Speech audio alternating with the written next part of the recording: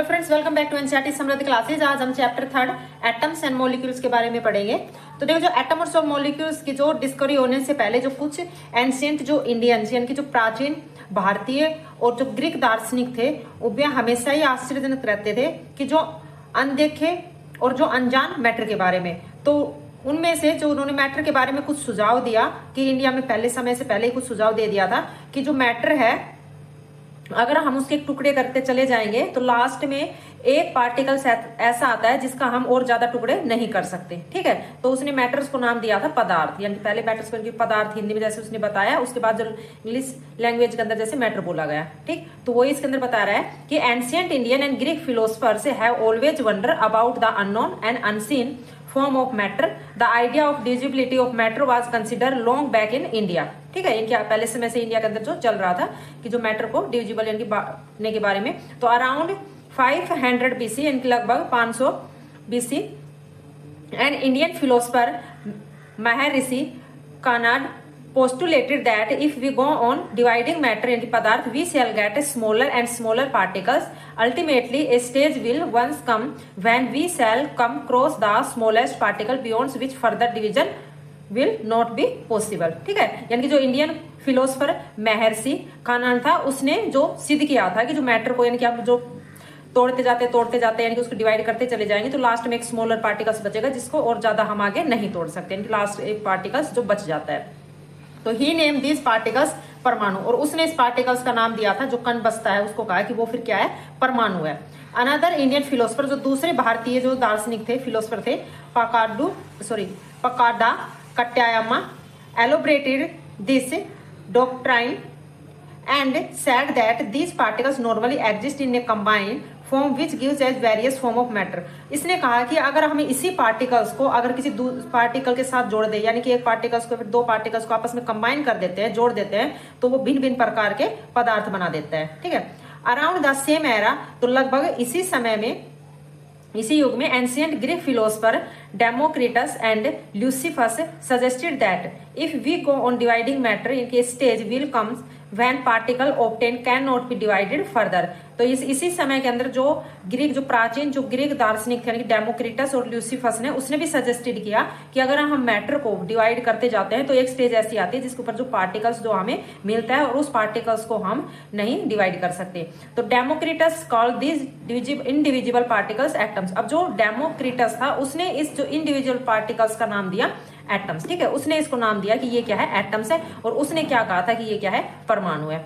तो meaning individuals, यानी कि जो उसने मीनिंग दिया इंडिविजुअल का, तो all this was based on philosopher consideration and not much experimental work on validate these ideas should be done till the 18th century. अब इसने जो भी ये सब फिलोसफर्स वगैरह कंसिडर कर रहे थे, तो ये सभी अपने आइडियाज के बेस पर बता रहे थे, इस पर कोई भी एक्सपेरिमेंटल वर्क वगैरह नहीं हुआ था। ठीक है, 18वीं सदी तक। अब इसके बाद जो एंड में 18वीं सदी के अंत में जो साइंटिस्ट था एक, उसने एलिमेंट और कंपाउंड के जो नेचर था उसके बारे में बताया, और उसने आगे चलकर एक इंटरेस्टिंग तथ्य पाया कि कैसे और क्यों एलिमेंट जुड़कर एक नया पदार्थ बनाते हैं। ठीक है, कि by the end of the 18th century scientist recognise the difference between elements and compound and naturally become interested in finding out how and why element combine and what happen when they combine. ठीक है, इसके बारे में ये वही बता रखा है। Antoine L Lavoisier laid the foundation of chemical scientist। अब ये क्या था, एक केमिकल साइंस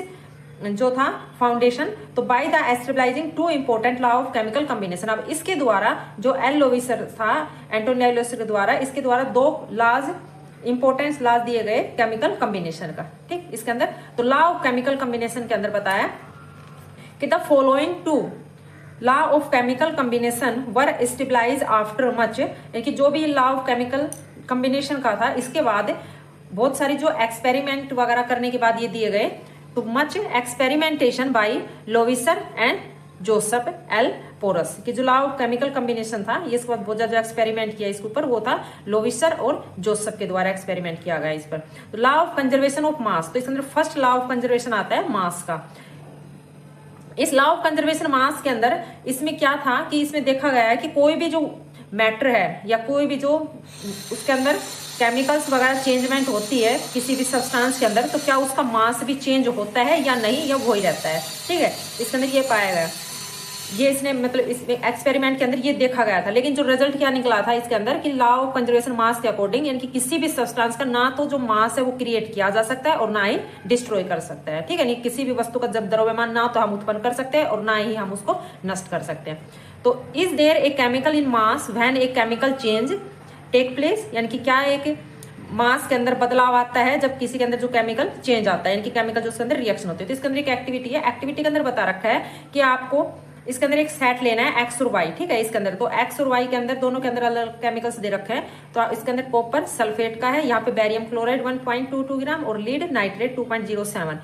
वाई के अंदर सोडियम कार्बोनेट 1.43 ग्राम और सोडियम सल्फेट 1.5 ग्राम और सोडियम क्लोराइड 1.17 ग्राम। तो इसके अंदर आपको प्रिपेयर करना है सेपरेटली इनकी 5% of solution of any one pair of substance listed under X Y each of the 10 ml water, यानी कि एक्स और वाई जो सोल्यूशन इसके अंदर जो सॉरी दिया हुआ है यहाँ पर जो सब्सटेंसेस, तो इसमें से आपको किसी भी एक पेयर का, या तो एक्स का ले लो या वाई का, इन दोनों में से एक पेयर का 5% आपको सोल्यूशन लेना है और 5% सोल्यूशन लेकर आप उसको 10 ml वाटर के अंदर मिक्स करना है।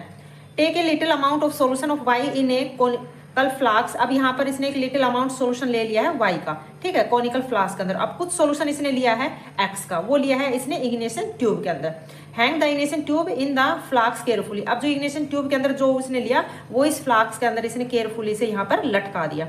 See that the solution do not get mixed, put a cork on the flask. और देखना है कि कहीं जो सोल्यूशन है वो मिक्स ना हो जाए और फिर इसके ऊपर कॉर्क रख देनी है, ठीक है। इनकी एक तरह से इसको कवर कर दिया गया, जो कॉर्क होती है उसे कवर कर दिया जाता है। Weigh the flask with its content carefully. अब आपको जो फ्लास्क का वेट करना है कंटेंट के साथ, यानी कि जो उसके अंदर है उस सभी के साथ में। Now tilt and swirl the flask. अब आपको जो फ्लास्क है उसको झुकाना है और घुमाना है, so that the solution X and Y get mix, यानी कि ताकि एक्स और वाई जो सोल्यूशन वो आराम से अच्छे से मिक्स हो जाए। वेट अगेन, अब आपको दोबारा से इसका वेट करना है। What happen in the reaction flask, क्या हुआ जब रिएक्शन हुई फ्लास्क के अंदर, क्या सॉरी फ्लास्क के अंदर रिएक्शन हुई।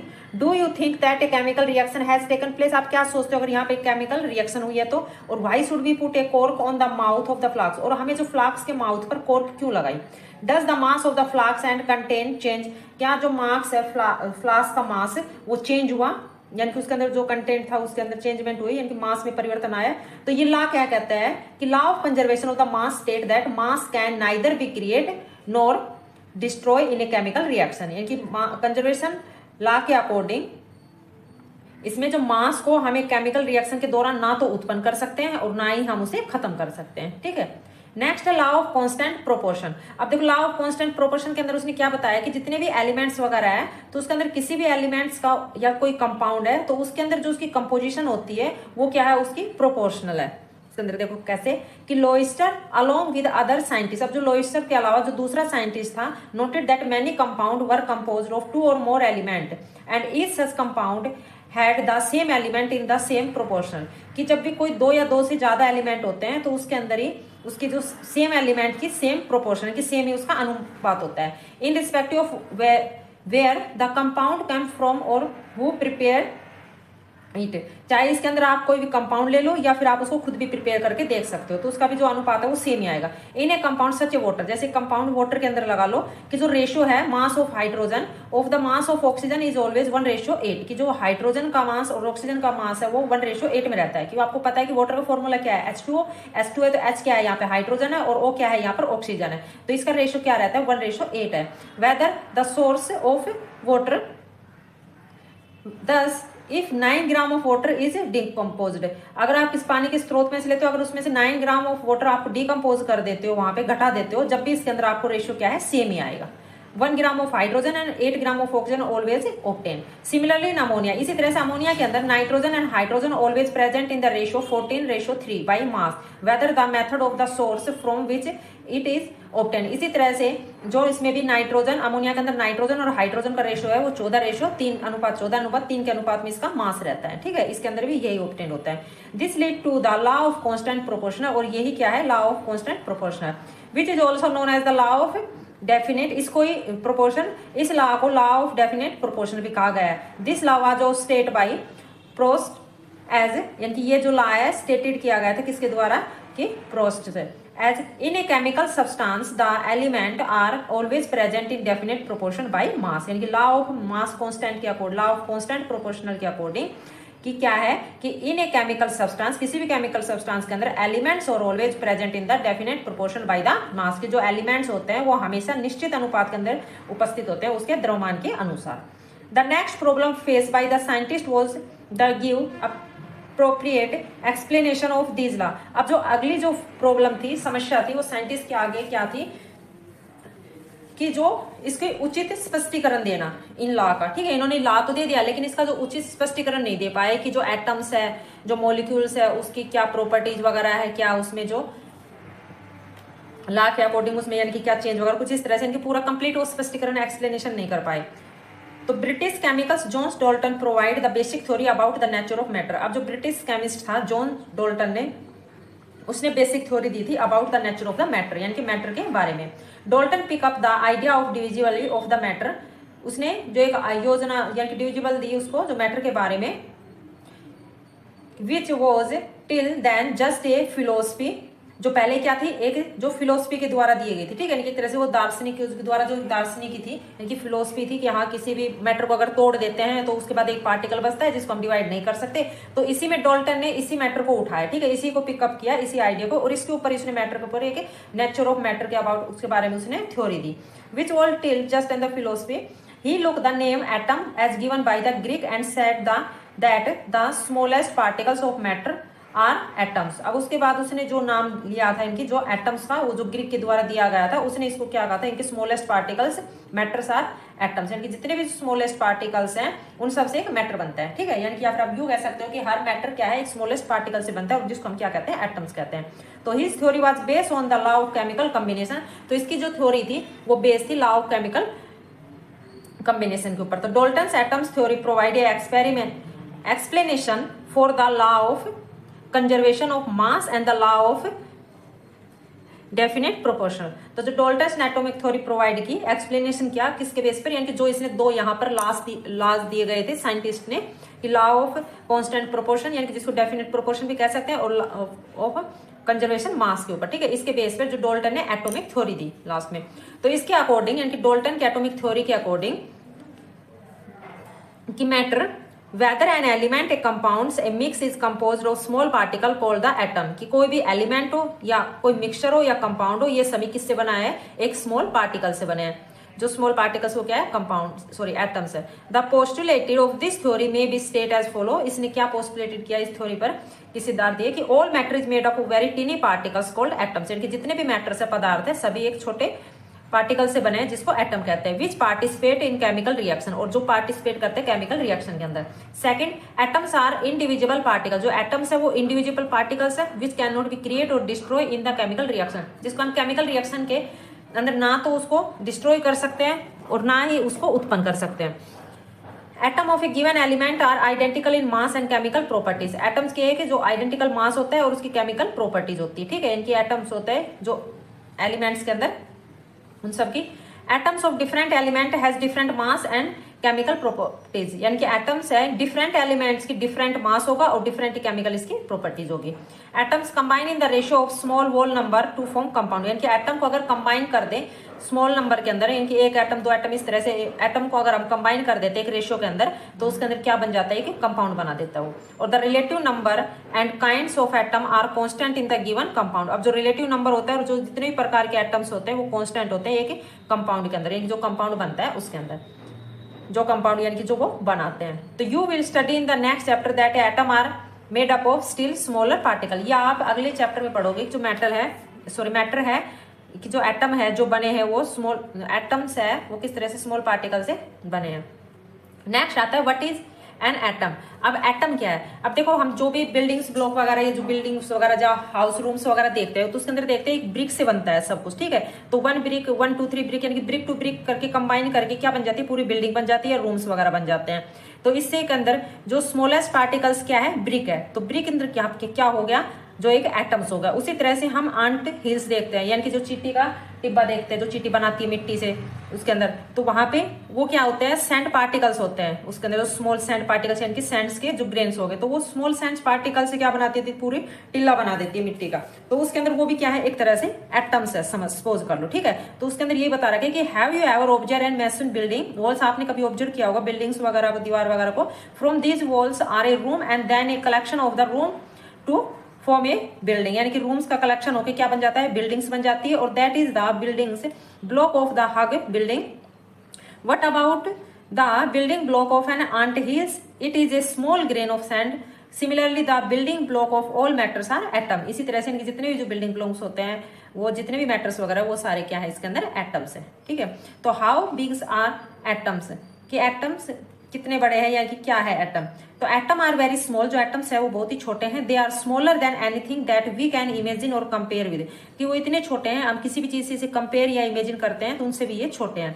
मोर than millions of atoms when stack would make a layer barely as thick as this sheet of paper, यानी कि सबसे ज्यादा, यानी कि जितने मिलियंस ऑफ एटम्स से भी, उसके अंदर एक मोर देन यानी कि ज्यादा से ज्यादा मिलियन ऑफ एटम है। When stack would make a layer of barely as there of the sheet of the paper, यानी कि आप उससे एक मोटे पेपर की सीट भी बना सकते हो, या फिर एक बार्ली की लेयर भी बना सकते हो, उसकी परत भी बन सकती है यहाँ पे। तो atomic radius in measure in A nanometre, जो एटॉमिक जो रेडियस होती है वो इसको नैनोमीटर में यहाँ पे मेजर की जाती है। तो 1/10⁹ metre is equal to 1 nanometre, ठीक है। यानी कि 1/10⁹ मीटर इक्वल होती है 1 नैनोमीटर के अंदर, और 1 मीटर होता है 10⁹ नैनोमीटर। तो जो कुछ रिलेटिव साइज दे रखे हैं यहाँ पर, 10⁻⁻10 रेडिया, यानी कि इन मीटर के अंदर है। तो एग्जांपल एटम ऑफ हाइड्रोजन, ठीक है, हाइड्रोजन की जो रेडियाई है वो 10⁻10 है। मॉलिक्यूल ऑफ वाटर 10⁻9 और 10⁻8 molecule of haemoglobin. Grain of sand 10⁻4 और 10⁻3 आंट्स का, और एप्पल 10⁻1, ठीक है। आप देख लेना, आपकी बुक में भी दिया होगा। We might think that if atoms are so insignificant in size, why should we care about them? This is because our entire world is made up of atoms. हमने कभी सोचा है कि जो एटम्स है, यानी कि जो एटम्स है इसके अंदर, परमाणु है, वो इनसेफिशिएंट या साइज के अंदर होता है। फिर हम क्यों इसकी केयर के बारे में सोचते हैं, कि हम क्यों इसे बचाने के लिए सोचते हैं, इसकी केयर करते हैं। क्योंकि जो हमारा वर्ल्ड है, जो पूरा जो वर्ल्ड है, इसके वर्ल्ड के अंदर जितनी भी चीजें वगैरह हैं तरह से, तो वो सभी किससे बनी हुई है, एटम से बनी हुई है। तो we may not be able to see them, तो हम इसको देखने के योग्य तो नहीं है, यानी कि हम इसे नहीं देख सकते एटम को, बट दे आर देयर, ये है, and constantly effective whether we do thought modern technique we can now produce magnify image of surface of elements showing atoms। लेकिन मॉडर्न टेक्निक के द्वारा हम जो मेटल्स है, यानी कि एलिमेंट्स वगैरह है, सॉरी मेटल्स नहीं, एटम्स के अंदर जो हम एटम्स की जो भी एलिमेंट्स है जो एटम्स से बने हुए हैं, तो उसकी जो इमेज है हम उसको मैग्नीफाई कर सकते हैं, ठीक है। यानी कि उसका एक सरफेस तरह से देख सकते हैं। जैसे फॉर एग्जांपल यहाँ पे आपका जो फिगर के अंदर दिखा रखा है, image of the surface of silicon, यानी कि सिलिकॉन की जो यहाँ पर ये इमेज दिखा रखी है। नेक्स्ट है what are the modern day symbol of atom और डिफरेंट एलिमेंट्स, यानी कि जो मॉडर्न डे है इस तरह, या मॉडर्न सिंबल्स क्या है एटम्स के डिफरेंट एलिमेंट्स के अंदर। अब देखो डोल्टन्स ने जो सबसे पहले जो साइंटिस्ट था उसने यूज किया था सिंबल को, ठीक है। सिंबल का यूज किया था कि जो भी एलिमेंट्स वगैरह है उसका एक जो स्पेसिफाइक सेंस बनाई थी कि इससे जो उसको सिंबल को यूज किया जाएगा। लेकिन जब उसने सिंबल का यूज किया तो कुछ ही एलिमेंट्स को उसने जो सिंबल दिया उसके अंदर, तो वहां पे उसकी डेफिनेट जो भी क्वांटिटी थी एलिमेंट्स की जो एलिमेंट्स है उसकी क्या क्वांटिटी है, और उसके अंदर जो कितने एलिमेंट्स के अंदर के कितने एटम्स है, उसके बेस पर उसने कुछ क्या दे दिए थे, सिंबल्स दे दिए थे। तो Dalton was the first scientist to use the symbol of elements in very specific sense. When he use a symbol for an element he also meant a definite quantity of that element, यानी कि उसकी definite quantity क्या है element के अंदर, that is 1 atom of that elements, और किसी भी एलिमेंट करने की एक एटम है।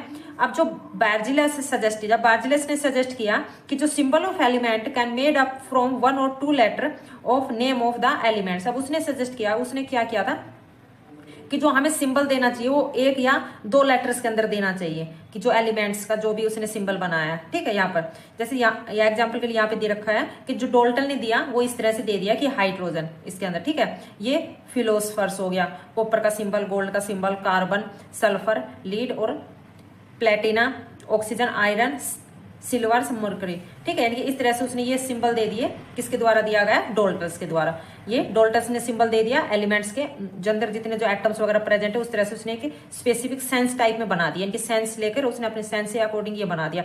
उसके बाद जो बेर्जिलस आया उसने किया कि हमें इसके सिंबल्स के नाम के अकॉर्डिंग देना चाहिए कि इसके अंदर 2 लेटर्स होने चाहिए अगर जो सिंबल बनाते हैं। तो यहाँ पे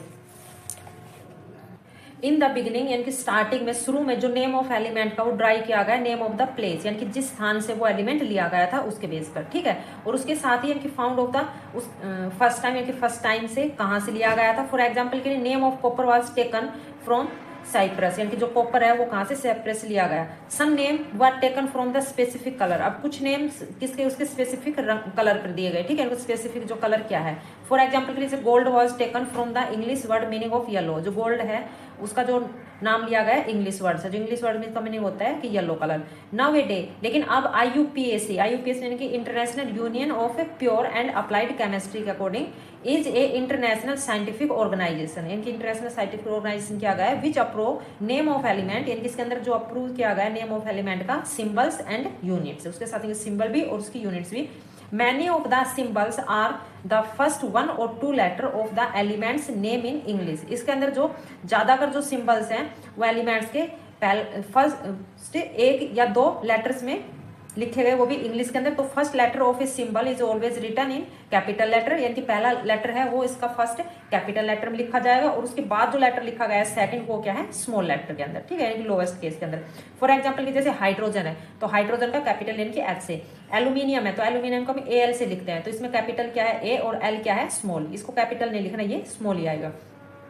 कोबाल्ट का CO, ठीक है, इसमें भी C क्या है कैपिटल है और O क्या है स्मॉल आ गया। अब symbol of some element are formed from the first letter of name and a letter appearing letter in the name, कि जो सिंबल है कुछ एलिमेंट्स का वो उसमें फर्स्ट लेटर उसका नेम लिखा गया और बाद में जो उसके लास्ट का नेम जो अपीयरेंस होता है वो उसके लास्ट में लिखा गया, उसका जो सेकंड लेटर जो स्मॉल लेटर के अंदर लिखा गया। जैसे एग्जांपल के लिए क्लोरीन, ठीक है, तो क्लोरीन को हम कैसे लिखते हैं Cl से, ठीक है, यानी कि CLL, तो क्लोरीन, तो इसके अंदर कैसे, यानी कि जो C है वो क्या है इसका फर्स्ट लेटर हो गया और जो अपीयरिंग क्या हो गया क्लोरीन, तो इसके अंदर जो L है वो क्या लिख दिया इसके अंदर स्मॉल लेटर में। उसी तरह से जिंक का जड एंड एक्सेट्रा इस तरह से। तो other symbol have been taken from the name of element in Latin, German और ग्रीक। अब जो अदर कुछ सिंबल्स हैं वो एलिमेंट्स से लिए गए लैटिन, जर्मन और ग्रीक लेटर के अंदर। फॉर एग्जाम्पल के लिए द सिंबल ऑफ आयरन, अब जो आयरन का सिंबल है वो क्या है Fe है, ठीक है, from its Latin name ferrous. अब इस जो आयरन का जो लैटिन नेम क्या है फेरस है, तो फेरस के अकॉर्डिंग इसमें क्या लिख दिया Fe लिख दिया, ठीक है। इसके अंदर यही बता रहा है, अगर इसके अंदर जैसे पहले बताया था कि इसके फर्स्ट लेटर कैपिटल के अकॉर्डिंग लिख दे तो आयरन को यानी कि I से लिख देते, लेकिन इसमें क्या कर रहा है कि कुछ लेटर इसमें लैटिन और जर्मन और ग्रीक के लिए गए हैं, तो जो आयरन है वो क्या है Fe लिखते हैं क्योंकि ये क्या है एक लैटिन वर्ड है। अब लैटिन के अंदर इसको क्या बोलते हैं फेरस बोलते हैं, इसलिए इसको Fe लिखा। सोडियम को NaNeum यानी कि नेट्रियम, पोटाशियम का K फ्रॉम यानी कि कैलियम, और therefore each element has name and a unique chemical symbol, इसलिए जितने भी एलिमेंट्स है सबके एक यूनिक केमिकल सिंबल है और उसके नेम है, ठीक है। यहाँ पर एक टेबल दी हुई है, इसके अंदर जो सिंबल्स दे रखे हैं कुछ एलिमेंट्स के, ये आप देख लेना, यहाँ पर ये एलिमेंट्स है और ये इसके जो सिंबल्स है, ठीक है अंदर। नेक्स्ट है इसके अंदर ये ब्रैकेट में ये बता रखा है कि above the table given for you to refer to whether you study about the element, do not bother to memorise all in one go with the passage of time and repeated usage you will automatically be able to reproduce in the symbol, ठीक है। आप जैसे भी symbols वगैरह दिए हुए हैं तो आप इसको इसके अंदर ये रेफर किए हुए हैं, तो आप इस एलिमेंट्स को देख लेना, आप इसको मेमोराइज करोगे यानी कि याद करते चल जाओगे, जैसे भी आप इसको रिपीटेड करते चल जाओगे तो आपके मेमोराइज के अंदर ऑटोमेटिकली आपको एक तरह से यानी कि याद हो जाएंगे, ठीक है, इनके सिंबल इसके रिप्रोड्यूस होते चल जाएंगे। नेक्स्ट है एटॉमिक मास। अब जो सबसे ज्यादा रिमार्केबल जो कंसेप्ट था वो था डाल्टन्स की एटॉमिक थ्योरी, क्योंकि उसने क्या प्रपोज किया था कि जो एटॉमिक मास, उसने क्या कहा था कि जो एटॉमिक मास होता है हर एटम का, तो अकॉर्डिंग टू हिम यानी कि उसके अनुसार कि जितने भी जो एलिमेंट्स है उसके जो कैरेक्टरिस्टिक होते हैं एटॉमिक मास का, तो the most remarkable concept that Dalton's atomic theory propose was that the atoms mass according to him each elements had characteristic atomic mass. The theory could explain the law of constant proportional यानी कि जो ये theory थी इसने explain किया था law of constant proportion. So were that scientist were prompted to measure the atomic mass of atom. तो इसके अंदर जो साइंटिस्ट वगैरह था उसने ये भी कहा था कि इसके अंदर जो एटॉमिक मास है एटम्स का वो भी मेजर होना चाहिए। Since determining the mass of an individual atoms was a relatively difficult task. अब जो मास है किसी भी इंडिविजुअल एटम्स का वो क्या थे, डिफिकल्ट टास्क था, एक डिफिकल्ट जो काम था इसके रिलेटिव में। तो relative atomic mass were determine using the law of chemical combination and compound form. अब जो रिलेटिव जो एटॉमिक मास था वो डिटरमाइन किया गया था किसके यूज करके, कि law of chemical combination and the compound form. यानी कि जो कंपाउंड बनता है तो लॉ ऑफ केमिकल कॉम्बिनेशन उसके अंदर क्या होता है, किस तरह से होता है, जो लॉ ऑफ केमिकल जो कॉम्बिनेशन का यूज करके एटॉमिक मास का जो रिलेटिव इसमें डिटरमाइन किया गया। तो let us take an example of the compound. तो इसके अंदर एक एग्जांपल लिया गया है कि कंपाउंड लिया गया कार्बन मोनोऑक्साइड का, यानी कि जिससे हम सिंबल क्या है रिप्रेजेंटेड करते हैं CO से। ठीक है, CO क्या है, कार्बन मोनोऑक्साइड का सिंबल हो गया। तो form by carbon and oxygen, जो कार्बन से और ऑक्सीजन से मिलकर बना है। ठीक है, यानी कि C से कार्बन हो गया और O से ऑक्सीजन, और दोनों को कंबाइन कर दिया तो क्या बन गया, carbon monoxide. It was observe experimentally that 3 gram of carbon combines, यानी कि इसके अंदर जो ऑब्जर्व किया गया कि एक्सपेरिमेंट करके ऑब्जर्व किया गया कि इसके अंदर 3 ग्राम ऑफ कार्बन है, 3 ग्राम कार्बन कंबाइन किया गया with 4 gram of oxygen, 4 gram oxygen के साथ में, और इट फॉर्म CO, और ये क्या बन गया, कार्बन मोनोऑक्साइड बन गया। इन अदर वर्ड, दूसरे शब्दों में carbon combined with 4/3 times it's mass of oxygen.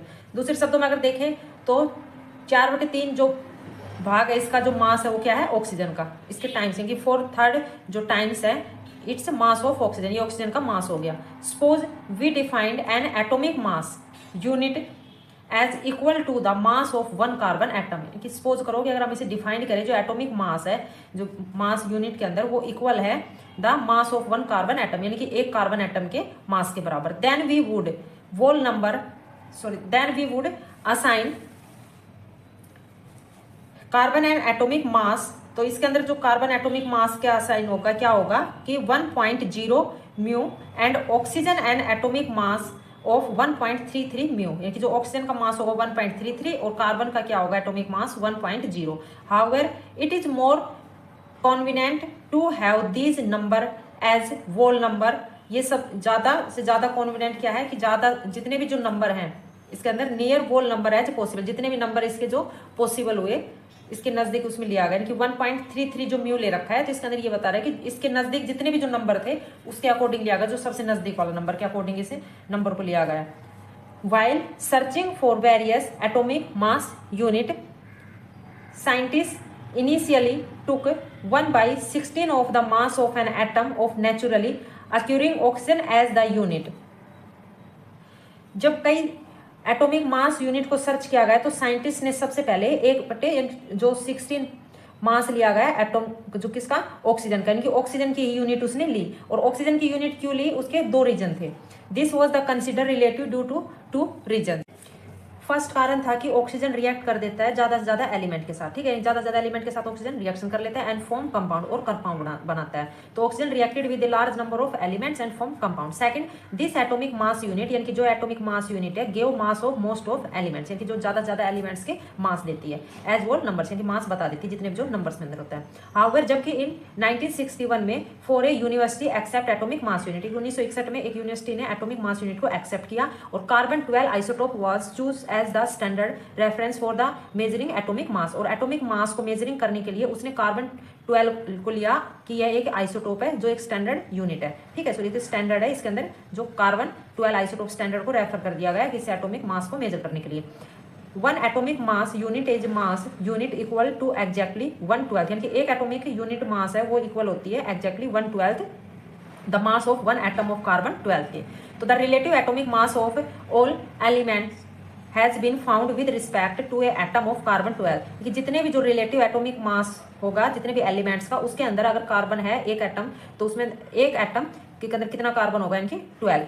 तो इमेजिन ए फ्रूट, यानी कि इमेजिन करो कि जो फ्रूट सेलर है, यानी कि फ्रूट बेचने वाले के पास कोई स्टैंडर्ड वेट नहीं है, तो उसने अपने एक स्टैंडर्ड वेट क्या बना रखा है, वाटरमेलन को बना रखा है और वो कहता है कि मेरे पास जो वाटरमेलन है वो 12 यूनिट के बराबर है, ठीक है, यानी कि एक वाटरमेलन इक्वल है 12 फ्रूट्स के। क्योंकि सपोज करके उसने क्या किए कि जो वाटरमेलन है उसने उसके 12 पार्ट कर दिए, कहा कि जैसे ये 12 पार्ट हो गए तो अगर इसको कंबाइन करके एक वाटरमेलन बनता है तो ये 12 पार्ट्स यानी कि इक्वल है 12 फ्रूट्स के इक्वल हो गए। तो इट्स मीन्स यानी कि वन वाटरमेलन मेरा इक्वल है 12 फ्रूट्स के इक्वल के।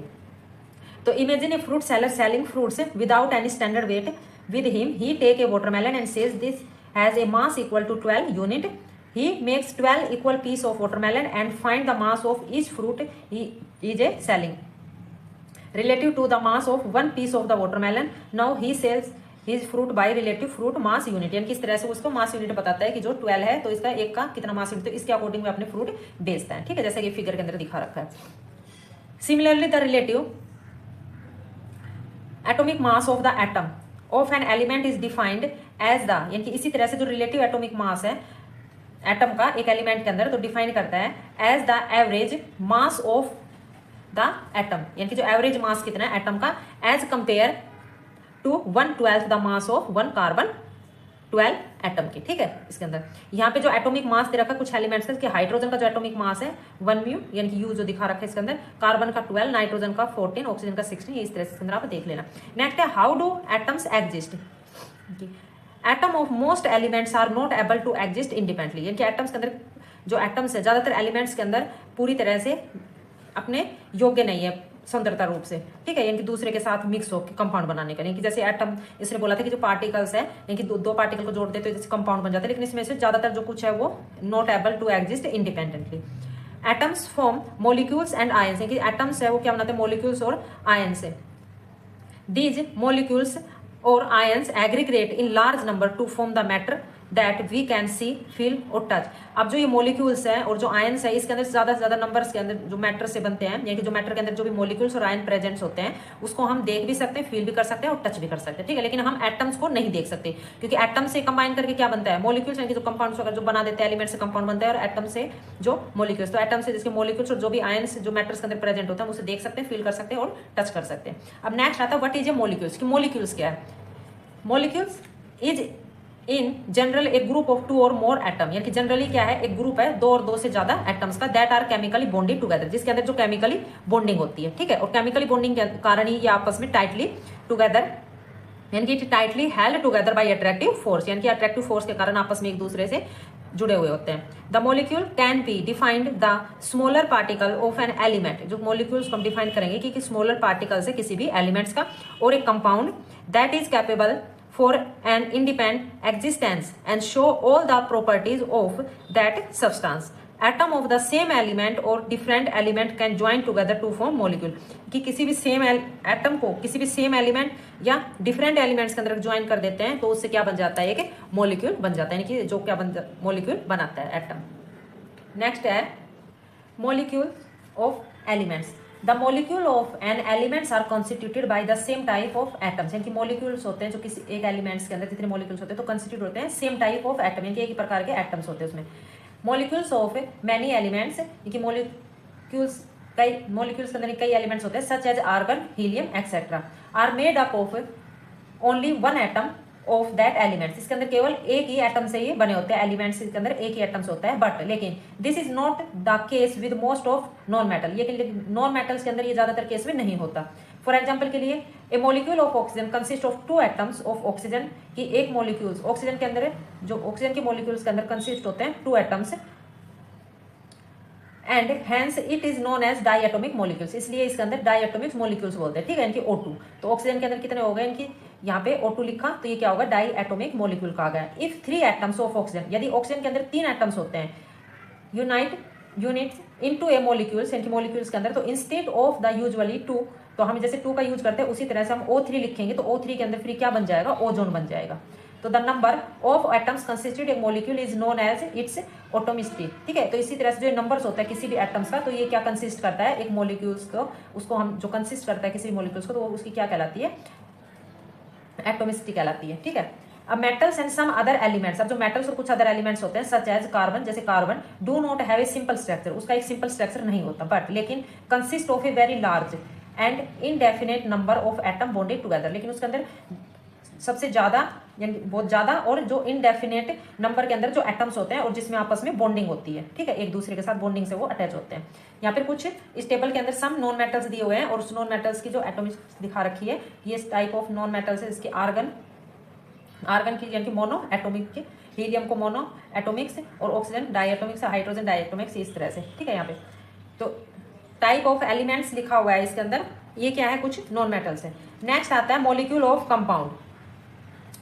तो atoms of different elements join together in definite proportion to form molecules of compound. यानी कि एटम को अगर अलग अलग एलिमेंट्स के अंदर एक साथ जोड़ दिया जाए तो उसके अंदर जो उसकी डेफिनेट, यानी कि जो उसका निश्चित क्या होगा, अनुपात होगा, और जिसमें वो क्या बनाते हैं, मॉलिक्यूल से कंपाउंड बनता है। Few example are given in table 3.4, यानी कि कुछ एग्जाम्पल दे रखे हैं यहाँ पे 3.4 के अंदर इस टेबल में कि मॉलिक्यूल ऑफ सम कंपाउंड। ये कुछ कंपाउंड जैसे वाटर है, तो वाटर क्या है, फॉर्मूला H2O, तो इसके अंदर कंबाइनिंग एलिमेंट क्या है, हाइड्रोजन, और क्या है यहाँ पर ऑक्सीजन, और इसका जो रेशियो हमने पीछे पढ़ा था क्या आया था, 1:3।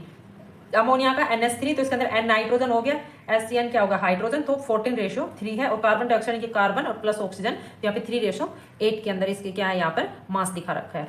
अब इसके अंदर एक एक्टिविटी बता रखी है, जो टेबल 3.4 दे रखी है, इसके अंदर क्या है, रेशो दे रखा है, ratio by the mass of atom present in the molecules, ठीक है, यानी कि रेशो बाय द मास जो 1:8 है, 14:3 है, तो इसके अंदर जितने जो कंपाउंड है उसके अंदर कितना मास इसका प्रेजेंट है वो दे रखा है। अब हमने जो पीछे पढ़ा है कि टेबल 3.2 के अंदर इसमें इसका एटॉमिक मास दे रखा है, तो हमें इसका एटॉमिक एलिमेंट्स के अंदर इसका एटॉमिक मास और जो रेशो ऑफ मास के अकॉर्डिंग अब हमें जो मॉलिक्यूल्स है उसके यहाँ पर इसका find the ratio of number of the atoms of element in the molecule of compound given table 3.4। तो यहाँ पे हमें फाइंड करना है ratio of number of atoms of elements, ठीक है। इसके अंदर जो मॉलिक्यूल्स के अंदर जो एलिमेंट्स प्रेजेंट है तो उसके अंदर कितने रेशियो है वहां पर हमें ये फाइंड आउट करना है दोनों टेबल को लेकर। तो हम कैसे फाइंड आउट करेंगे कि सबसे पहले हमने एलिमेंट्स लिया, तो एलिमेंट्स हमारा क्या है, हम वाटर का प्रेजेंट वाटर मॉलिक्यूल्स का फाइंड आउट करेंगे, ठीक है। वाटर का, तो वाटर का फॉर्मूला क्या है, H2 है, तो H2O के अंदर कितना है, यानी 2 हाइड्रोजन है और इसके अंदर एक क्या है, ऑक्सीजन है। तो हम पहले सबसे पहले क्या लिखेंगे कि H से रिप्रेजेंट करते हैं हाइड्रोजन को और ऑक्सीजन के अंदर। अब हमें रेशियो बाई मास, अब जो रेशियो बाई मास है वो हाइड्रोजन का क्या है 1 है और ऑक्सीजन का क्या है 8 है। तो जो एटॉमिक है हाइड्रोजन का 1 है और ऑक्सीजन का एटॉमिक मास कितना है इसके अंदर यहाँ पे 16 है, ठीक है, यानी कि जो टेबल के अंदर यहाँ पे फाइंड आउट किया था इसमें दिया हुआ है। तो मास रेशियो बाई एटॉमिक मास, हम इसको जो सिंपल जो रेशियो फाइंड आउट करेंगे इसके अंदर तो कैसे निकालेंगे, ratio of number of atom का mass ratio by atomic mass, यानी 1/1 तो 1 और 8/16 तो 1/2, ठीक है। इसके अंदर तो हमारा जो रेशियो क्या निकला इसके अंदर, जो सिंपलेस्ट रेशियो के अंदर है कि 2:1, तो जो रेशियो है नंबर ऑफ एटम्स का वाटर का वो क्या आ गया 2:1 आया इसके अंदर, ठीक है। इस तरह से हमें ये फाइंड आउट करना है, एक्टिविटी के अंदर फाइंड आउट करके दिखा रखा है। नेक्स्ट है व्हाट इज एन आयन, कि आयन क्या है। इससे पहले जैसे आप ये सोच रहे होंगे कि यहाँ पे 1 और यहाँ पे 1/2 है, तो यहाँ पे जो सिंपल रेशियो 2 कैसे है, देखो यहाँ पर ध्यान देना कि जो हमने वाटर को फाइंड आउट किया है, ठीक है, और वाटर का जो फॉर्मूला क्या दे रखा है H2 है, यानी कि वाटर का फॉर्मूला है H2O। तो हम इसको फाइंड आउट करेंगे तो जो नंबर आया है 1, तो इसके अंदर H2 है तो 2 × 1 तो इक्वल टू 2, और यहाँ पे ऑक्सीजन के कितने मॉलिक्यूल्स है 1 मॉलिक्यूल्स है, तो 1 × 1/2 तो यहाँ पे कितना आ जाएगा 0.5 इक्वल टू यानी कि 1 के अराउंड है, क्योंकि पीछे क्या बताया था कि नियरेस्ट नंबर लेंगे, तो नियरेस्ट नंबर यहाँ पे क्या आ जाएगा 1, ठीक है, इसलिए इसका रेशियो क्या आ जाएगा 2:1 आएगा। नेक्स्ट व्हाट इज आयन, इनकी आयन क्या है, देखो कोई भी जो एलिमेंट्स है तो एलिमेंट्स के ऊपर चार्ज होता है, या तो नेगेटिव चार्ज है या पॉजिटिव चार्ज है, ठीक है, तो वो जो चार्ज होता है उसके ऊपर वही क्या कहलाते हैं कि आयंस कहलाते हैं। तो जो कंपाउंड कंपोज्ड ऑफ मेटल और नॉन मेटल, यानी कि जो भी कंपाउंड है, कंपाउंड से मेटल या नॉन मेटल है तो कंटेन चार्ज स्पीसीज, तो उसके अंदर जो चार्ज स्पीसीज होती है तो जो charge species known as the ions, वही चार्ज क्या कहलाता है इसके अंदर आयंस कहलाता है। आयन में कंसिडर सिंगल चार्ज एटम्स, यानी कि जो आयंस है वो कंसिडर सिंगल चार्ज एटम्स पर भी हो सकते हैं और एक ग्रुप ऑफ एटम यानी कि ग्रुप ऑफ एटम्स के ऊपर भी हो सकता है। Have a net charge on them, यानी कि जो ग्रुप ऑफ एटम्स के ऊपर क्या होता है कि नेट चार्ज होता है। An ion can be negative, जो आयन है वो नेगेटिव भी है और पॉजिटिवली चार्ज भी। A negatively charge ion is called anion, जो जिसके ऊपर नेगेटिव चार्ज होगा वो एनायन कहलाएगा। And the positively charge ion as cation, और जिस पर पॉजिटिव चार्ज होगा उसको हम क्या कहेंगे कैटायन कहेंगे। फॉर एग्जाम्पल के लिए कि सोडियम क्लोराइड, अब जो सोडियम क्लोराइड है इसका हम सिंपल में क्या लिखते हैं NaCl। अब जो NaCl, Cl के ऊपर क्या है नेगेटिव चार्ज होता है, माइनस शो करता है, और Na के ऊपर क्या है पॉजिटिव साइन होता है, ठीक है, पॉजिटिव चार्ज है इसके ऊपर और ये नेगेटिव। तो इसके अंदर जो सोडियम है इसके अंदर ये सोडियम क्या है यहाँ पे कैटायन है, और जो क्लोरीन है यहाँ पर सोडियम क्लोराइड है कि जो क्लोराइड होगा ये क्या है इसके अंदर एनायन, क्योंकि एनायन के ऊपर क्या होता है नेगेटिव चार्ज होता है, कैटायन पे positive charge. Its constitute particle are positively charge sodium ion and negative charge on chloride ion. एक group of atom carrying a charge is known as polyatomic. अब जो किसी भी एटम के group के ऊपर जो चार्ज होता है वो क्या कहलाता है? पॉली एटोमिक आयन कहलाता है। We shall learn more about formation ion in chapter 4। इससे ज्यादा हम जो इन्फॉर्मेशन चार्ज के बारे में चैप्टर 4 के अंदर पढ़ेंगे। अब यहाँ पे टेबल दी हुई है 3.5, इसके अंदर सम आयनिक कंपाउंड है, तो ये आयनिक कंपाउंड हो गए, कंस्टिट्यूटिव एलिमेंट्स हो गए, रेशो बाई मास। अब जो रेशो बाई मास इसका क्या होगा? इनकी कैल्शियम ऑक्साइड का 5 रेशो और कैल्शियम एंड ऑक्सीजन कितना होगा? 5:2। ठीक है, इसी तरह 3:4 इस तरह दिखा रखा है। नेक्स्ट है राइटिंग केमिकल फॉर्मूला। अब हम जो केमिकल फॉर्मूला कैसे लिखेंगे किसी भी कंपाउंड का? The chemical formula of A compound is a symbolic representation of its composition. एक जो केमिकल फॉर्मूला है किसी भी कंपाउंड का वो एक सिंबॉलिक है जो इसकी रिप्रेजेंटेशन होती है इसकी कंपोजिशन की। The chemical formula of different compound can be written by, जो केमिकल फॉर्मूला है किसी भी कंपाउंड को हम आसानी से लिख सकते हैं। फॉर दिस एक्सरसाइज, यानी कि इस अध्याय के अंदर वी नीड टू लर्न, हम यहाँ पर सीखेंगे symbols and combining capacity of the elements. The combining power यानी कि जो कैपेसिटी है किसी भी एलिमेंट्स की नोन एज इट्स वैलेंसी, वो उसकी क्या कहलाती है? वैलेंसी कहलाती है। Valency can be use to find out how the atoms of an elements will combine with the atoms of another elements to form a chemical compound. कि जो valency है उसका यूज करके हम पता लगा सकते हैं कि किसी एक एलिमेंट्स के एटम को कि दूसरे एलिमेंट्स के एटम के साथ कंबाइन करके हम जो उसकी केमिकल कंपाउंड बना सकते हैं। The valency of the atom of an element can be through an hands or arm of that atom। जो वैलेंसी है किसी एलिमेंट्स के एटम्स की, तो वहां पर वो एक तरह से उसके हाथ और बाजू है। Human being have 2 arms and an octopus has 8, कि इंसान के 2 हाथ हैं और ऑक्टोपस के 8। If one octopus has to catch hold a few people in such manner that all the 8 arms of the octopus and both arm of all the humans are locked. यदि एक octopus किसी इंसान को पकड़ लेती है, इंसान को पकड़ती है, तो उसके सारे, यानी एक आदमी का नहीं बता रहा, किसके अंदर क्या कह रहा है कि इफ वन ऑक्टोपस, यानी कि एक octopus catch a few peoples, जो कैच पकड़ लेती है कुछ लोगों को और उसके सारे हाथ को अपने आप काबू कर लेती है। ठीक है, इनकी लॉक कर लेती है, सारे हाथ को जकड़ लेती है, सभी के आदमियों के हाथों को जकड़ लेती है। तो how many humans do you think the octopus can hold? तो आप क्या सोचोगे उसने कितने आदमियों को पकड़ा है? तो represent the octopus with O, तो रिप्रेजेंट कर जो ऑक्टोपस है वो ओ है, एंड ह्यूमन विद एच, और जो ह्यूमन है वो क्या है? एच से रिप्रेजेंटेड किया। तो can you right a formula? तो क्या आप एक फॉर्मूला लिख सकते हो फॉर दिस कॉम्बिनेशन, इस कॉम्बिनेशन का? तो यू गेट OH4, तो आपको क्या प्राप्त होगा? OH4। तो आप लिखोगे OH4, यानी कि ओ से ऑक्टोपस, एच से ह्यूमन और 4, यानी कि उसने 4 आदमियों को पकड़ा। ठीक है, तो एज द फॉर्मूला, तो फॉर्मूले के according the subscript 4 indicates the number of human held by the octopus. इसके अंदर 4 इंसान को पकड़ा तो 1 के क्या है?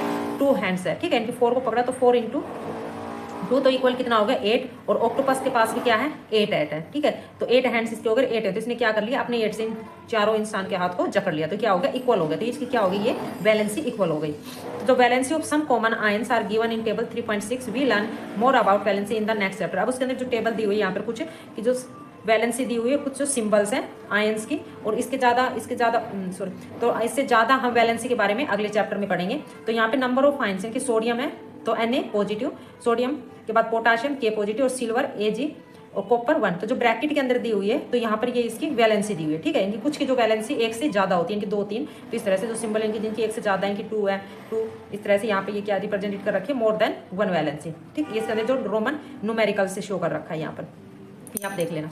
नेक्स्ट है the rules that you have to follow while writing a chemical formula are as follow, यानी कि कुछ रूल्स है जो केमिकल फॉर्मूला लिखते वक्त आपको ध्यान में रखना। तो फर्स्ट रूल क्या है कि the valency and charges on the ion must balance, की वैलेंसी और जो चार्ज वगैरह है वो आयन्स की बैलेंस होने चाहिए। ठीक है, जैसे कि सोडियम क्लोराइड लिखते हैं तो सोडियम क्लोराइड को हम कैसे लिखते हैं? NaCl से लिखते हैं। तो Na पर क्या है? पॉजिटिव चार्ज, और क्लोराइड के ऊपर क्या है? नेगेटिव। तो ये दोनों क्या है? बैलेंस है। ऐसा नहीं होना चाहिए कि दोनों पॉजिटिव हो या दोनों ही नेगेटिव, इस तरह से नहीं होना चाहिए। ठीक है, second, when a compound consist of a metal and non metal, कोई भी कंपाउंड मेटल या नॉन मेटल, तो the name of symbol of the metal is written first. तो सबसे पहले जो सिंबल है वो हम मेटल का लिखेंगे। फॉर एग्जांपल के लिए कैल्शियम ऑक्साइड, कैल्शियम ऑक्साइड के अंदर क्या है? CaO। तो सबसे पहले हमने किसी ने लिखा कैल्शियम, तो कैल्शियम क्या है? एक मेटल है, और ऑक्साइड क्या है? Non metal. इस तरह से सोडियम क्लोराइड, तो sodium metal, chloride non metal. Iron sulphide, तो आयरन, और फिर सल्फाइड, और कॉपर सल्फाइड, कॉपर और sulphide etcetera. Where oxygen, chloride, sulphide are non metal and are written on the right side. जो नॉन मेटल्स है इसको हमने रिटर्न लिखा यानी कि राइट साइड के अंदर, वेरज कैल्शियम, सोडियम और iron and the copper are the metals, इसको हमने लिखा लेफ्ट साइड, यानी कि जिस तरह से हम लिखते हैं इस तरह से, तो लेफ्ट साइड की तरफ, और ये राइट साइड यानी कि बाद में लिखा। ठीक है, थर्ड रूल क्या है? In compound form with polyatomic ion, यानी कि जो कंपाउंड अगर पॉली एटोमिक आयंस बना रहा है तो number of ion present in the compound is indicated by the enclosing the formula of ion in a bracket. तो जो नंबर ऑफ आयन है वो हम क्लोज करेंगे पहले कंपाउंड को ब्रैकेट करके और फिर ब्रैकेट के बाद लिखेंगे। तो writing the number of ion outside the bracket. For example magnesium hydroxide, तो MgOH2, तो हमने ब्रैकेट करके फिर इसके बाद में इसका नंबर लिखा। ठीक, in case the number of poly atomic ion in one, ये पॉली एटोमिक आयन के अंदर, और अगर वन केस है the bracket is not required, तो उसमें ब्रैकेट की जरूरत नहीं, जैसे सोडियम हाइड्रोक्साइड तो NaOH। ठीक, यहाँ पे ब्रैकेट की रिक्वायरमेंट नहीं है। नेक्स्ट है फॉर्मूला ऑफ सिंपल कंपाउंड्स, इनके सिंपल कंपाउंड्स के जो फॉर्मूला कैसे लिखेंगे। तो the simplest compounds which are made up of two different elements, जो सिंपलेस्ट कंपाउंड होते हैं वो दो अलग अलग एलिमेंट से बने होते हैं, आर कॉल्ड बाइनरी। ठीक है, इसके अंदर क्या बोलते हैं, binary compounds. Valencies of some ions are given in table 3.6। अब जो वैलेंसी है कुछ आयंस की यहाँ पे 3.6 के अंदर दी हुई है, हमने जैसे भी पढ़ा था यहाँ पे, और ऊपर इसके अंदर जो ये इसके आयंस यानी कि चार्ज भी लगे हुए हैं, प्लस और माइनस, और ये माइनस, इसके अंदर माइनस प्लस माइनस, और इसके जो नंबरिंग भी दिया हुआ है। ठीक है, वैलेंसीज दिया है यहाँ पर। You can use these two right formula for compound, हम इसका यूज कंपाउंड का फॉर्मूला लिखने के अंदर कर सकते हैं। तो while writing the chemical formula for compound, यानी जब केमिकल फॉर्मूला लिखते हैं किस कंपाउंड का, तो we write the constitute element and their valency as shown in blue, तो हमें उसकी जो वैलेंसीज और उसके जो एलिमेंट्स के नंबर है वो लिखना है।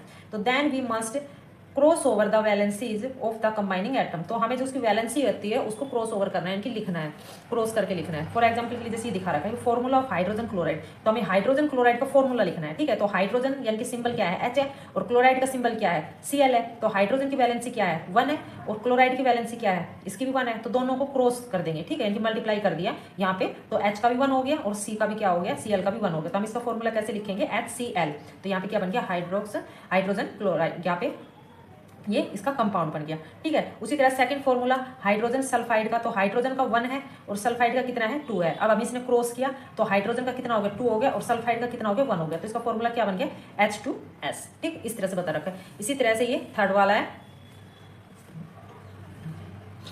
फॉर मैग्नीशियम क्लोराइड, यानी कि मैग्नीशियम क्लोराइड के अंदर we write the symbol of cation की Mg2 प्लस, इनकी कैटायन प्लस साइन, फर्स्ट अलाउ by symbol of anion, then their charge criss cross to get the formula, तो इसके अंदर इसका चार्ज भी क्या है क्रिस क्रॉस हो जाएगा फॉर्मूला के according.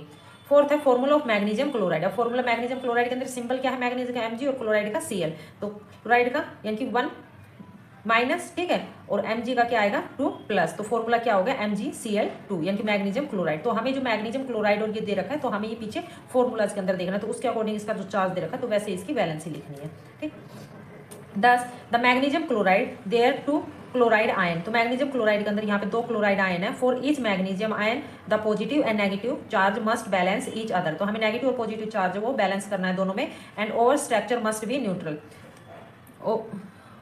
Overall structure must be neutral, overall जो स्ट्रक्चर है वो न्यूट्रल होना चाहिए। Note that in the formulas के अंदर the charge on the ions are not indicated. ठीक है, यानी फॉर्मूला के हम अंदर यहाँ पे हमें चार्ज इंडिकेटेड नहीं करना। सम मोर एग्जांपल इसके अंदर इसी तरह से दिया हुआ है कि फॉर्मूला एल्यूमिनियम ऑक्साइड का Al का 2 और O का 3, तो इसी तरह से हमें इसके भी क्या कर देना क्रॉस ओवर कर देना। ठीक है, तो एल्यूमिनियम का 2 हो जाएगा और ऑक्सीजन का 3 हो जाएगा, इस तरह से इसके ये फॉर्मूले बन जाएंगे। तो here the valencies of 2 element are the same, जो वैलेंसी है दोनों एलिमेंट का क्या दे रखा है इसके अंदर ये सेम दे रखे, तो you may write the formula Ca2O2 but the simplify the formula as CaO, लेकिन जो सिंप्लीफाई फॉर्मूला क्या है Ca। Next formula sodium nitrate, तो सोडियम के अंदर Na और नाइट्रेट NO3। ठीक है, तो चार्ज इसके ऊपर क्या है पॉजिटिव है 1 और ये माइनस, तो इसका क्या हो जाएगा क्रॉस, और इस तरह से यहाँ पे देखो इसके अंदर यहाँ पर चार्ज दे रखा है और इसके अंदर क्या है वैलेंसी इक्वल कर रखी है, तो जिसकी वैलेंसी इक्वल है तो वहां पर हमें इसको चार्ज को इक्वल करना है। ठीक, जैसे भी बता रखा था कि चार्ज इसके अंदर बैलेंस होना चाहिए, यूँ नहीं कि दोनों पे पॉजिटिव या दोनों पे नेगेटिव लेके आ जाना है। इसी तरह से ये डी वाला कैल्शियम हाइड्रोक्साइड का है। नोट, अब जो फॉर्मूला है कैल्शियम हाइड्रोक्साइड का तो CaOH2, तो इसके अंदर नोट क्या लिखा है कि जो फॉर्मूला कैल्शियम हाइड्रोक्साइड का है तो उसके अंदर are note CaOH2, we use the bracket, हम यहाँ पर ब्रैकेट का यूज करेंगे कि व्हेन वी हैव 2 और more of the same ion in the formula, तो इसके अंदर क्या है कि जो सेम आयन है फॉर्मूला के अंदर 2 या 2 से ज्यादा, तो here the bracket around OH, तो OH के ऊपर ब्रैकेट करेंगे और उसके ऊपर सबस्क्रिप्ट लिखेंगे यानी 2 इंडिकेट करेंगे।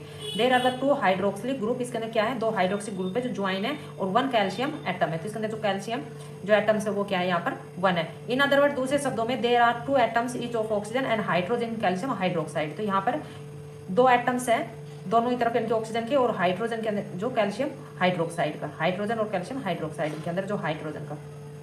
फॉर्मूला सोडियम कार्बोनेट के अंदर तो Na और CO3।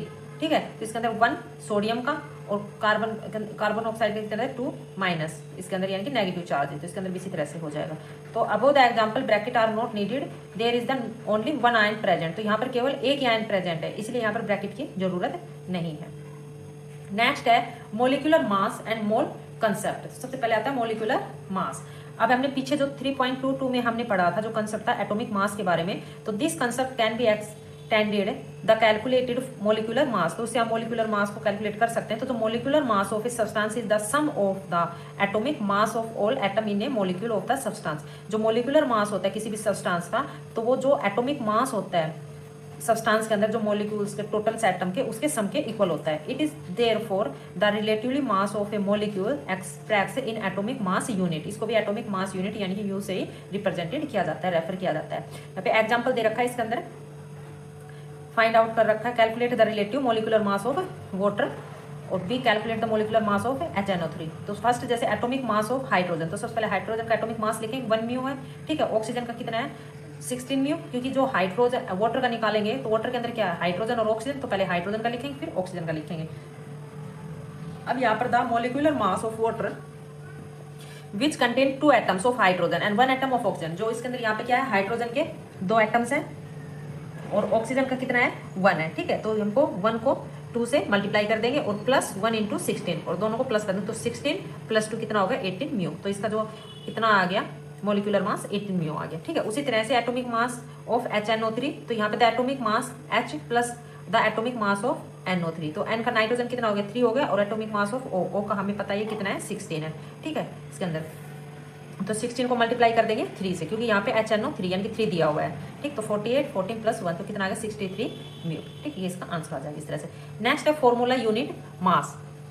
द फॉर्मूला यूनिट मास यानी कि यूनिट मास का जो फॉर्मूला है कैसे लिखेंगे, तो the formula unit mass of a substance is a sum of atomic mass of all atom, ठीक है। ये टोटल सम होता है atomic mass of all atoms in a formula unit of compound, ठीक है। यूनिट ऑफ कंपाउंड के जो formula के अंदर जो एटॉमिक मास के सम के इक्वल होता है। Formula unit mass is calculated in the same manner, जो फॉर्मूला यूनिट मास है वो भी सेम मैनर से हम कैलकुलेटेड करेंगे इसके अंदर मॉलिक्यूलर मास के according. The only difference is that, तो केवल इसके अंदर डिफरेंस क्या रहेगा, we use the word formula unit of those substance, इसके अंदर हम जो वर्ड फॉर्मूला है यूनिट के वही सब्सटेंस के अंदर यूज करेंगे। Whose constitute particles are ions, for example के लिए sodium chloride as a discussed above, जैसे सोडियम क्लोराइड का हमने डिस्कस किया कि हैज ए फॉर्मूला यूनिट क्या है NaCl यानी कि sodium chloride. Its formula unit mass can be calculated as 1 into 23 plus 1 into 35.5 equal to 58.5 mu, ठीक है। इस तरह से आ जाएगा सोडियम क्लोराइड का, इस तरह से इनकी फॉर्मूला से हम इसको निकालेंगे। जैसे एग्जांपल 3.2 है calculate the formula unit mass of CaCl2, तो सॉल्यूशन के अंदर एटॉमिक मास ऑफ Ca और plus 2 into atomic mass of Cl, क्योंकि इसके अंदर 2 दे रखा है तो 2 को मल्टीप्लाई कर देंगे जो एटॉमिक मास है क्लोराइड का इसके अंदर, तो 40 प्लस 2 इंटू 35.5 तो इक्वल टू कितना आ जाएगा यहाँ पर 111 म्यू आ जाएगा, ठीक है। नेक्स्ट है mole concept. Take an example of the reaction of hydrogen and oxygen to form water. अब यहाँ पर एक एग्जांपल लेते हैं इनकी हाइड्रोजन और ऑक्सीजन की रिएक्शन करके, ठीक है। जैसे कैसे वाटर बनता है, तो इसके अंदर क्या किया कि 2H2 प्लस O2, तो क्या बन गया यहाँ पे 2H2O। तो द अबव रिएक्शन इंडिकेट, तो इस रिएक्शन के अंदर क्या दिखाता है कि 2 molecules of hydrogen combined with 1 molecule oxygen to form 2 molecule of water, कि 2 मॉलिक्यूल हाइड्रोजन के कंबाइन कर देते हैं 1 मॉलिक्यूल ऑक्सीजन के साथ में, तो उसके अंदर 1 मॉलिक्यूल वाटर बनता है, ठीक है। या फिर 4 म्यू ऑफ हाइड्रोजन यानी कि 4 म्यू जो मास है हाइड्रोजन मॉलिक्यूल्स का वो कंबाइन कर देते हैं 32 म्यू ऑक्सीजन के साथ में, ऑक्सीजन मॉलिक्यूल के साथ में, तो 36 म्यू ऑफ वाटर मॉलिक्यूल्स बनते हैं। तो we can infer from the above equation that the quantity of a substance can be characterized by its mass or the number of molecules। इससे हमें जो इक्वेशन से क्या पता चलता है जो क्वांटिटी है किसी भी सब्सटेंस की उसका जो कैरेक्टराइज है वो किससे है नंबर ऑफ मास मॉलिक्यूल्स, ठीक है। इनकी नंबर ऑफ मास मॉलिक्यूल्स उसका कितना मॉलिक्यूल्स के अंदर नंबर ऑफ मास कितना, बट लेकिन एक chemical reaction equation indicate directly the number of atom और molecules taking part of the reaction. लेकिन जो केमिकल रिएक्शन के अंदर या कोई इक्वेशन होती है तो उसके अंदर डायरेक्टली जो नंबर ऑफ एटम्स या मॉलिक्यूल्स कितने हैं रिएक्शन के अंदर कितने लिए हैं वो लिए जाते हैं। देयरफॉर जबकि it is more convenient to refer to the quantity of a substance in term of the number of its molecules or atoms rather than their mass, so a few unit mole was introduced जबकि इसके अंदर यानी कि जो convince refer किया जाता है, जो क्वांटिटी है किसी भी सब्सटेंस के अंदर, यानी कि कोई भी सब्सटेंस है उसकी जो क्वांटिटी है, किसी भी मॉलिक्यूल्स या किसी भी एटम्स की कोई भी सब्सटेंस के अंदर उसकी क्या क्वांटिटी है, ठीक है, उसको रेफर करता है। जबकि इसके जो मास को, सो इसलिए एक नई यूनिट यानी कि मोल को इंट्रोड्यूस किया गया। जो मोल है उसको सिंबल किया गया MOL से। ये क्या है, एक ऐसा यूनिट है अमाउंट के अंदर, ठीक है, किसी भी सब्सटेंस की अमाउंट को अगर मेजर किया जाएगा तो ऐसा यूनिट यानी कि मोल से रिप्रेजेंटेड किया जाएगा। तो 1 मोल कंटेन एग्जैक्टली यानी कि 1 मोल इक्वल होता है 6.02214076 इंटू 10⁻23 एलिमेंट्री एंटायर, ठीक है, इसके अंदर। तो this number is the fix numerical value of the Avogadro constant. जो ये इसका एक फिक्स न्यूमेरिकल नंबर है एवोगेड्रो कांस्टेंट के अंदर। तो इसको हम रिप्रेजेंटेड करते हैं एवोगेड्रो कांस्टेंट न्यूमेरिकल नंबर को यानी कि Na से। When express in the unit mole and is called the Avogadro number, ठीक है। इसको हम एक्सप्रेस करेंगे यूनिट यानी कि मोल से, और इसको क्या कहेंगे, एवोगेड्रो नंबर। जो एवोगेड्रो नंबर है जो साइंटिस्ट था उसके द्वारा दिया गया था, जिसका नाम एमेडो एवोगेड्रो था। The amount of substance in the symbol N of the system is a measure of the number of specified elementary entity. The elementary entity may be an atom, a molecule, an ion, an electron, any other particles or specific group of particles। यानी कि जो एक elementary एंटाइट्स के अंदर इसमें जो कोई भी एक एटम हो सकता है, मोलिक्यूल्स या आयन या इलेक्ट्रॉन या कुछ अदर जो पार्टिकल्स, कोई भी एक स्पेसिफिक ग्रुप का पार्टिकल्स हो सकता है। The mole of amount of substance of a system that contains 6.02214076 into 10⁻23 specific elementary entire. तो इसके अंदर जो मोल ऑफ कंटेन के अंदर जो स्पेसिफिक हम वैल्यू रखेंगे, तो वो जो वैल्यू एलोगेट्री वाली दे रखी है इसके अंदर एवोगेड्रो, ये वाली वैल्यू हम इसके अंदर रखेंगे, ठीक है। तो 1 मोल, एक मोल किसी भी थिंग का, तो यहाँ पर 6.022 इंटू 10⁻23 ने नंबर के अंदर होगी। तो 1 दर्जन इक्वल टू 12 नोज और 1 ग्रोस इक्वल टू 144 नोज। तो beside being related to a number, a mole as 1 more advantage over a दर्जन और a gross. This advantage is that mass of 1 mole of a particular substance is also fixed. इसका जो unit दिया हुआ है related है, number से related है। तो इसके अंदर जो मोल है उसका एक एडवांटेज क्या है कि सबसे ज्यादा कि उसका और दर्जन की दर्जन से ज्यादा या ग्रोथ से ज्यादा। लेकिन इसका जो मेन जो मोल का एडवांटेज क्या है, इसका जो नंबर है किसी भी सब्सटेंस का जो पार्टिकुलर नंबर है वो क्या है, फिक्स है। तो मास ऑफ एक 1 मोल सब्सटेंस का इक्वल होता है उसके रिलेटिव एटॉमिक या फिर मोलिकुलर मास के, ठीक है, मास के ग्राम के अंदर। तो जो एटॉमिक मास ऑफ एलिमेंट्स के अंदर जो मास है 1 एटम का एलिमेंट के अंदर, जो एटॉमिक मास यूनिट हम अब तक पढ़ते आए वो क्या थी, म्यू से रिप्रेजेंटेड कर रहे थे। लेकिन यहाँ पर अब हमें जो मास प्राप्त होगा 1 मोल एटॉमिक का, वो हम उसे रिप्रेजेंटेड करेंगे ग्राम से, यानी कि G से रिप्रेजेंटेड करेंगे, ठीक है। तो जो atomic mass, the mass of 1 mole of substance is equal to relative atomic और मोलिकुलर मास इन ग्राम। तो atomic mass of an element give us to mass of 1 atom of that element is atomic mass unit. जो atomic mass थी किसी element से, जो element का atomic mass है उससे हमें क्या प्राप्त होता है कि मास ऑफ 1 एटम, एक एलिमेंट के अंदर उसका जो मास कितना है एक एटम का, तो उससे एटॉमिक मास यूनिट म्यू थी। तो इससे हमें प्राप्त होता है कि जो mass of 1 mole of atom is that element that is molar mass. We have to take the same numerical value. हम इसकी न्यूमेरिकल वैल्यू तो उसी तरह से फाइंड आउट करेंगे, सेम लेंगे, let but change the unit. इसकी यूनिट चेंज कर देंगे, म्यू की जगह हम यहाँ पे क्या लिखेंगे, G लिखेंगे, क्योंकि जो मोलर मास है एटम्स का उसको हम किस में कहेंगे, ग्राम्स के अंदर, ठीक है। तो molar mass of atom is also known as gram atomic mass. उसको हम ग्राम एटॉमिक मास भी कहते हैं मोलर मास को। फॉर एग्जांपल के लिए कि atomic mass of hydrogen 1 mu, so the gram atomic मास कैसे लिखेंगे, हाइड्रोजन का 1 G, कि जो एटॉमिक मास है हाइड्रोजन का 1 म्यू है, तो ग्राम एटॉमिक मास कितना हो जाएगा, 1 G होगा, ठीक है। यानी कि इसकी यूनिट चेंज हो जाएगी यहाँ पर, क्योंकि ग्राम एटॉमिक कह रहे हैं तो इसको हम ग्राम में लिखेंगे।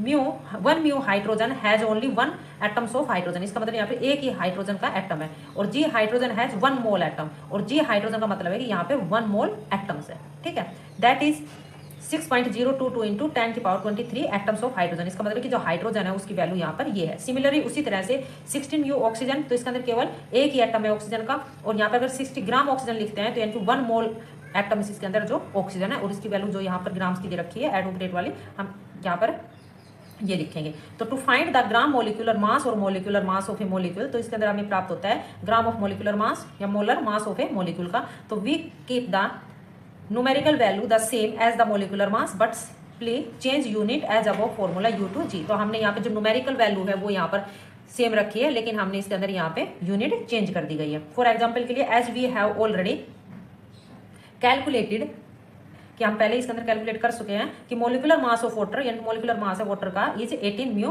From there we understand that कि 18 mu water has only one molecule of water के 18 म्यू वाटर का मतलब कि यहाँ पर केवल एक मोलिक्यूल ऑफ वाटर प्रेजेंट है and 18 gram water has 1 mole molecule of water यानी कि 18 ग्राम वाटर का मतलब कि यहाँ पर एक मोल मोल है यहाँ पर एक मोल मोलिक्यूल ऑफ वाटर के प्रेजेंट है और जो मोल की वैल्यू क्या होती है ये होती है ठीक है मोलिक्यूल्स ऑफ वाटर। तो chemist need the number of atoms and molecule while carry out reaction जो केमिस्ट थे उन्हें आवश्यकता थी नंबर ऑफ एटम्स की और मोलिक्यूल्स की जबकि कैरी आउट रिएक्शन की रिएक्शन को ध्यान में रखते हुए and for this they need to relate the mass in gram to the number और इसके साथ ही उसको जो रिलेट जो संबंधित थे मास इन ग्राम से to the number it done as follow जो क्या है कि 1 मोल की वैल्यू क्या होगी इतने नंबर होगी तो equal to related mass in gram जो रिलेटेड मास इन ग्राम के अंदर है। Thus a mole is the chemist counting unit जो मोल है वो केमिस्ट की जो काउंटिंग यूनिट है यानी कि जो इन्होंने गिना। तो the word mole was introduced around 1896 by Williams Ostwald ठीक है यानी कि जो वर्ड्स है मोल्स को वो 1896 के अंदर विलियम्स ओस्टवाल्ड के द्वारा इंट्रोड्यूस कराई गई की गई यानी कि इसने इसके इंट्रोड्यूस किया इसने किया इसको who derived the terms from the Latin words moles meaning as heap और पील कि जो इसने टर्म ड्राई की गई थी ये लैटिन वर्ड से ड्राई की गई थी मोल्स का जिसका मीनिंग है हीप और पील्स यानी कि ढेर। इस सब्सटेंस में भी consider as a heap of atoms और मोलिक्यूल्स यानी कोई भी एक सब्सटेंस है वो हीप और मोलिक्यूल्स हो या एटम हो या उसका वो एक हीप है।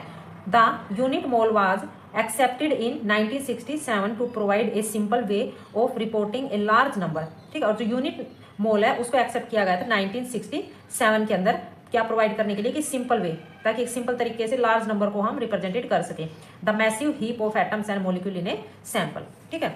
अब आगे यहाँ पर एग्जाम्पल दे रखा है कि calculate the number of mole for the following यहाँ पे कैलकुलेट करना है नंबर ऑफ मोल्स को कि फर्स्ट 52 ग्राम ऑफ हीलियम कि जो 52 ग्राम यहाँ पर हीलियम है तो moles of number finding the moles from mass तो मास के अंदर फाइंड आउट करना है तो कैसे नंबर ऑफ मोल्स कितना है एन है गिवन मास यानी कि एम से रिप्रेजेंटेड करेंगे और मोलर मास कैपिटल एम से रिप्रेजेंटेड किया और given mass of particles capital N से और एवोगैड्रो नंबर ऑफ पार्टिकल्स को एन ए जो इसका सिंबल है ठीक है। अब यहाँ पे एटॉमिक मास ऑफ हीलियम कितना है 4u है और मोलिकुलर मास ऑफ हीलियम का कि 4 ग्राम तो द नंबर ऑफ मोल्स कितना होगा इसका फॉर्मूला होगा given mass by molar mass तो N is equal to small M by capital M ठीक है। यहाँ पर इसकी रिप्रेजेंटेशन कर रखी है कि मोलर मास को एम से कैपिटल से और गिवन मास है कि स्मॉल एम से तो गिवन मास कितना दे रखा है 52 ग्राम दे रखा है और जो मोलर मास है वो हमारे पास कितना है 4 ग्राम तो कितना आ गया इसका 13 ठीक है। नेक्स्ट इसी तरह से कि जो number of helium atom finding the mole from the number of particles जिसके अंदर 1 मोल कितनी वैल्यू है हमने ऊपर अभी पढ़ी थी 6.022 इंटू 10 की पावर 23 तो द नंबर ऑफ मोल्स कितना होगा given number of particles by Avogadro number तो n is equal to n by N A तो n बाई एन की वैल्यू रखी और यहाँ पे ये ठीक है तो 10 की पावर 3 टू 10 की पावर 3 और इसको सोल्व करेंगे तो 6 2 12 तो इसकी वैल्यू कितना आ जाएगी 2 आ जाएगी। इसी तरह से आगे कुछ एग्जांपल दिए हुए हैं ये भी सेम इसी तरह से ही है ठीक है। इसके जो फॉर्मूलाज अप्लाई करेंगे और जो सिंबल्स वगैरह और जो वैल्यू दे रखी है तो सोल्व करेंगे तो इसके नंबर आ जाएंगे ठीक है। सोल्व यहाँ पर करके दे रखे हैं आप यहाँ पर एक बार समझ लेना। तो ये हमारा जो चैप्टर था एटम्स एंड मॉलिक्यूल्स ये कंप्लीट हो गया है।